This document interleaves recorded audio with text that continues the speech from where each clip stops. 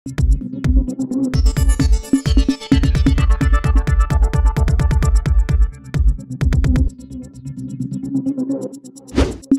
News Maharashtra बातमीचे वास्तववादी विश्लेषण. काय सांगाल सोलापूर जिल्ह्यामध्ये तुमच्या माध्यमातून सोलापूर सप्ताह या ठिकाणी कृषी पर्यटन महोत्सव कसं स्वरूप असणार आहे, नेमकं काय योजना असणार?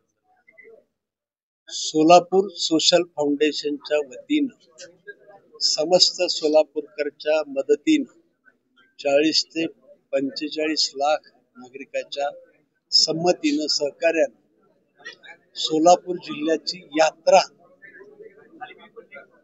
यावर्षी पहिल्यापासून सुरुवात करतोय. त्याची सुरुवात 27 सप्टेंबर ते 2 ऑक्टोबर पासून करतोय.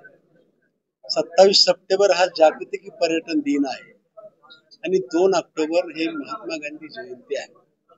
27 सप्टेंबरच्या निमित्तानं पर्यटन करावं आणि महात्मा गांधींच्या स्वप्नातलं खेड्याकडे चला, स्वच्छता ही संकल्पना घेऊन हा सप्ताह करतोय.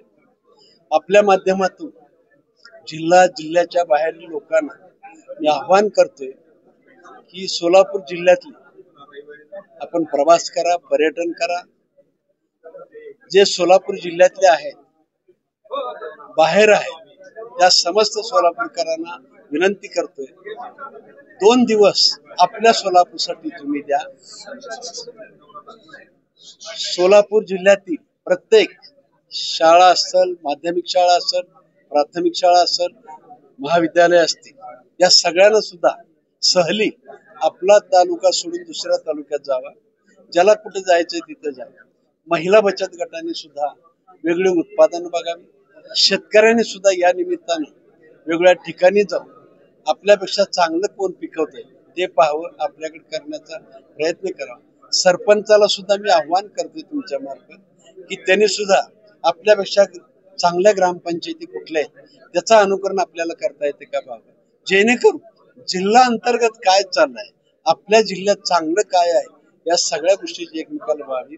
बाहेरच्या लोकांना सुद्धा काही ठराविक मंदिरं माहिती आहेत, ठराविक धार्मिक स्थळं माहिती आहेत, परंतु ह्याच्या बाहेर जाऊन अनेक स्थळं आहेत.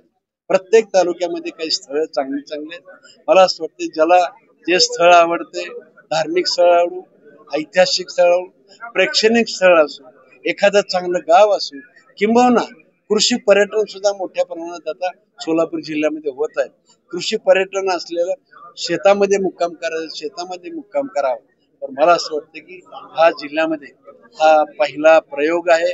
हा जिल्ह्याची जत्रा आपण करायला लागलेला आहे. जिल्हा पर्यटन सप्ताह म्हणून करतोय. मी सर्वच नागरिकांना, समस्त महाराष्ट्रातल्या लोकांना सुद्धा नम्र आव्हान करतोय, आपण या ठिकाणी यावं.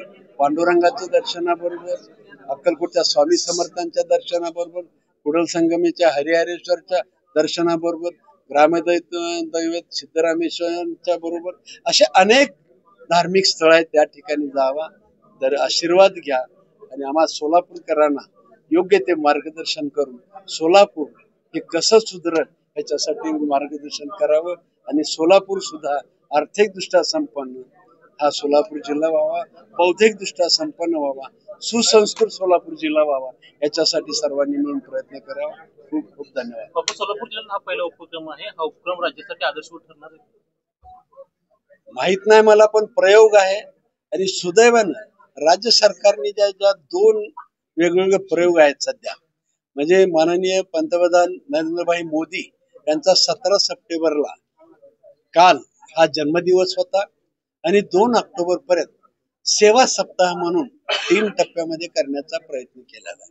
त्याच्यामध्ये पानंद रस्ते असतील, दुसरा टप्पा प्रत्येकाला घर देणं असेल आणि तिसरा टप्पा जिल्हाधिकाऱ्याला अधिकार दिले, तुम्ही तुमच्या जिल्ह्याच्या दृष्टीनं, तालुक्याच्या दृष्टीनं, गावाच्या दृष्टीनं काही वेगळं करायचं असेल तर ते जिल्हाधिकाऱ्याला. दुसरं, मुख्यमंत्री समृद्ध पंचायत राज अभियान हे पुरस्कार जे जाहीर केलेले आहेत त्याची सुरुवात सुद्धा काल माननीय मुख्यमंत्री महोदयांनी केलेले आहे. त्याच्यात सुद्धा पुरस्कार जे आहेत, तालुका स्तरावर 3 पुरस्कार आहेत, बक्षीस आहेत, जिल्हा स्तरावर 3 बक्षीस आहेत, विभाग स्तरावर 3 बक्षीस आणि राज्य स्तरावर 3 बक्षीस आहेत. त्याचा जर संदर्भ घेतला तर मला असं वाटतं की मला हे सर्व गोष्टी पूरक आहेत.